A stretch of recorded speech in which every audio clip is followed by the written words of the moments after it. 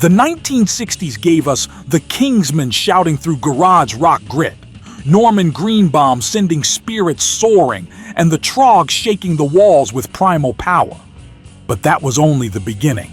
From iconic anthems to Blink and You Missed Them chart miracles, these are 10 one-hit wonders from the 1960s who disappeared without a trace. Number 10. Nana Hey Hey Kiss Him Goodbye by Steam's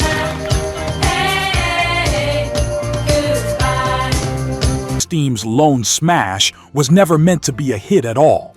It began as a studio afterthought, a playful chant stitched together by musicians who reportedly had no plans to form a real band. Released in 1969, the track mixed doo-wop sweetness with a stadium-sized hook so instantly contagious that DJs kept spinning it again and again, refusing to let it drift away.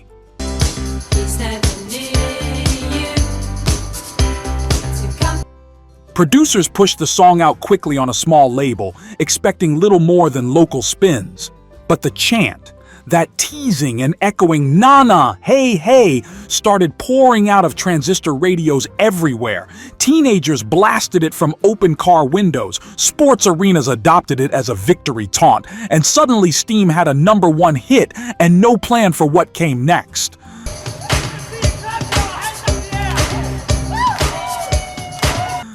The band vanished, but the chant still thunders across stadiums today, proving that some one-hit wonders never truly disappear. If that was thunder, the next one is lightning. Number 9. Spirit in the Sky by Norman Greenbaum.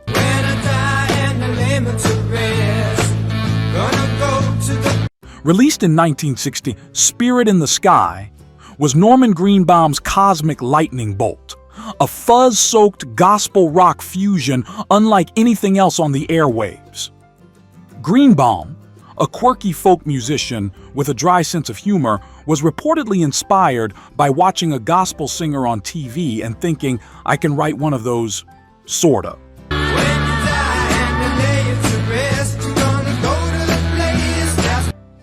What he delivered was a foot-stomping anthem that sounded like a choir plugged straight into a blown-out amp. In a decade filled with psychedelic swirl and peace signs, this track cut through with its grinding guitar riff, the one every garage band kid tried to master. FM radio embraced it, and for a moment, Greenbaum looked destined for long-term success. But the follow-up singles never landed, and he eventually drifted into farming, leaving fans wondering how someone could walk away after creating such a timeless beast.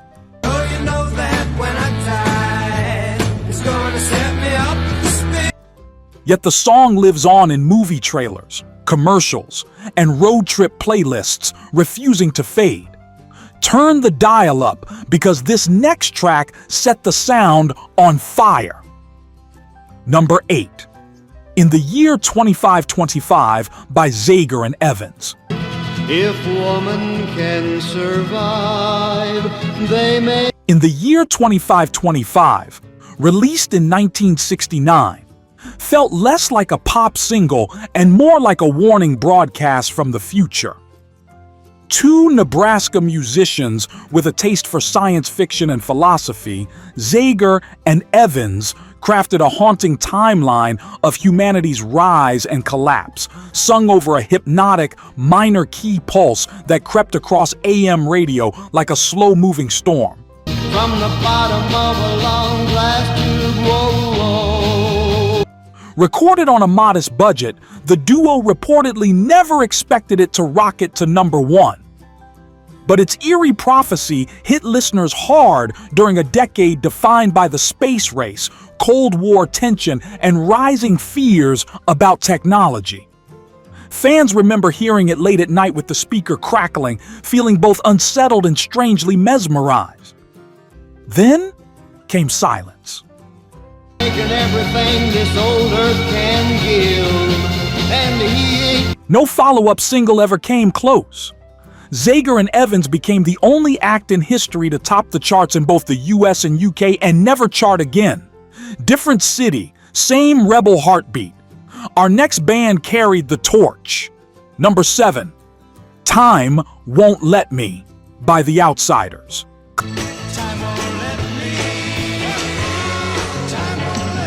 Cleveland's Outsiders stormed onto the scene in 1966 with Time Won't Let Me, a horn-driven, adrenaline-packed rocker built for Friday night cruising.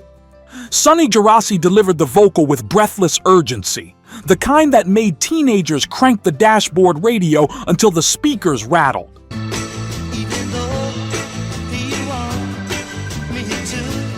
The song balanced garage rock grit with unexpected polish thanks to those brass accents reportedly added late in the session. The single climbed quickly, and for a moment, the Outsiders seemed poised to become one of America's breakout rock groups.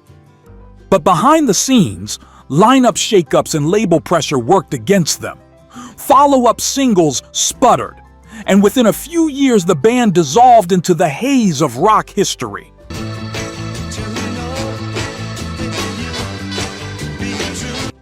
Still, whenever that opening riff hits, you are instantly transported back to a summer strip, windows down, engine humming. And here is your teaser. One of the top 3 songs literally saved a career. The story behind this next cut still sparks debate among fans. Number 6, Eve of Destruction by Barry McGuire. It's your next door neighbor, but don't forget to say grace and tell. Recorded in 1965, Eve of Destruction exploded into the decade like a protest grenade. Barry McGuire, a gravel-voiced folk singer who had drifted between coffee houses and surf pop sessions, reportedly cut the vocal in a single rough take. Eastern world, it is exploding. No one expected that raw performance to become one of the defining protest songs of the era. Radio stations were fiercely divided. Some banned it for being too bleak, while others played it non-stop as headlines grew darker. Teenagers felt heard by McGuire's cracked urgency. Adults felt threatened. One way or another, the song was everywhere. But the controversy that launched it also scorched McGuire's momentum. Follow-ups failed to stick. Tell me over and over and over again, And he slipped out of the spotlight, leaving behind one explosive statement that captured a nation's anxieties. We have rocked hard enough. Now for a slow burn anthem that hits straight in the gut. Quick pit stop. If these classics still give you goosebumps, hit like so more rock fans can find this. And stick around because the top tracks are the ones that truly define the decade. Number 5, A Whiter Shade of Pale by Procol Harum. The light fandango. When A Whiter Shade of Pale drifted onto the airwaves in 1967, it sounded like it was beamed in from another realm.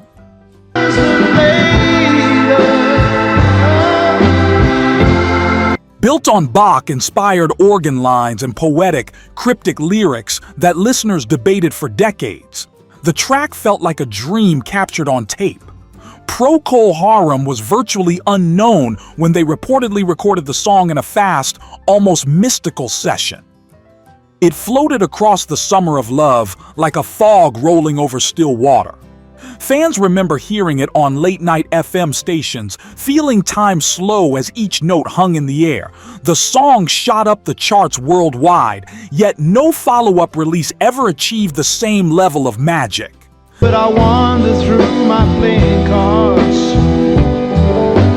Today, the opening organ phrase can still stop a room cold. A single hit, but one carved permanently into the decade. If that was Misty Moonlight, the next one hits like a midday sunbeam. Number 4, Wooly Bully by Sam the Sham and the Pharaohs.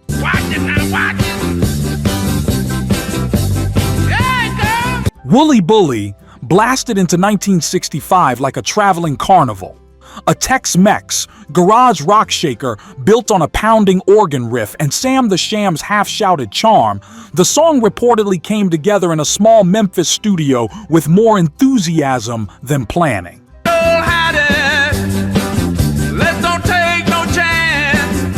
No message, no glossy production, just a wild groove that demanded movement. And move people did. Jukeboxes wore out copies, dance floors flooded, and although it never reached #1, it became one of the year's biggest selling singles. For a brief, roaring moment, Sam the Sham and the Pharaohs were everywhere, dressed in their flamboyant turbans and lighting up clubs and fairs. But the spark faded quickly.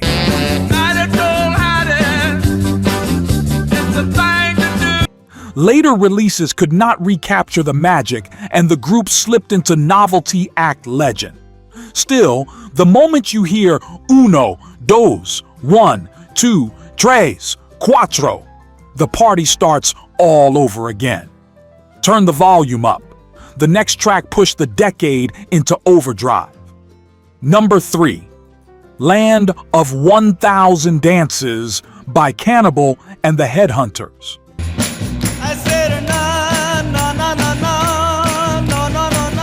Before Wilson Pickett immortalized it, Cannibal and the Headhunters, 4 Chicano teenagers from East Los Angeles, delivered the first hit version of Land of 1,000 Dances in 1965. Their recording was raw, energetic, and famously imperfect.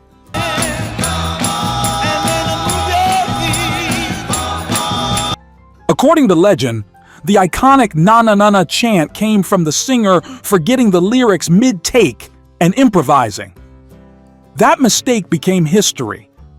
The track captured the pulse of barrio dances, lowrider culture, and the blossoming East LA rock scene. Fans remember hearing it echo through school gyms during weekend dances as the crowd tried to keep pace with its frantic rhythm. Despite touring with major acts, including a Beatles run, the band never found another chart hit.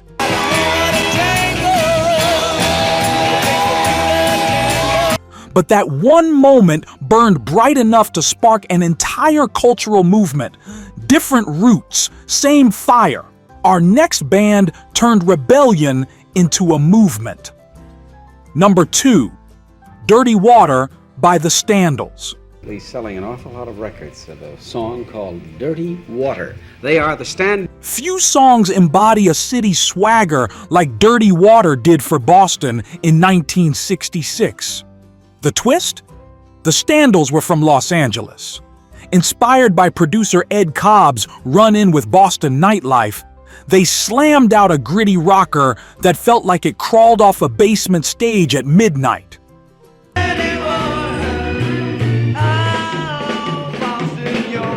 With a sneering vocal, hard stomp beat, and killer riff, Dirty Water became an accidental anthem.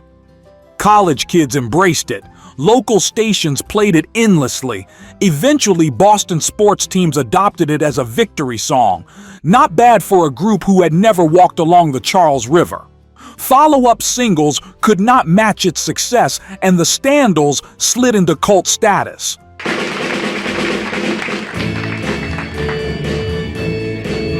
But that one track still defines garage rock attitude.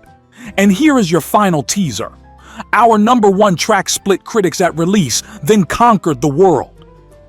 Number 1, Louie by the Kingsmen. Louie, recorded in 1963, is a true rock and roll revolution. A frantic, messy, one-take recording that somehow became one of the most famous songs ever created.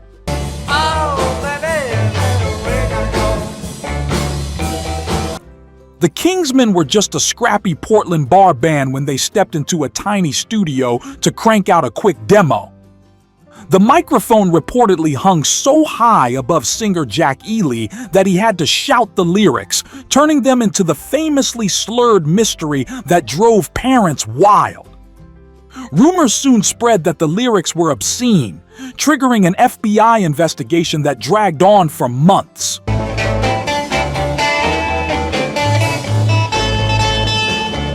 Meanwhile, the rough, chaotic recording climbed the charts and filled every high school dance, garage jam session, and teenage hangout in the country. The Kingsmen never matched the success, but their influence became legendary. Louie turned into a rite of passage, the first song every garage band learns, a timeless anthem chanted across generations. If that brought back memories, tap like and subscribe to keep the classics alive. From arena-shaking anthems to forgotten gems, these songs prove why rock's golden era will never die. Next up, 10 forgotten 80s rock songs that deserve a comeback. It is waiting for you on screen.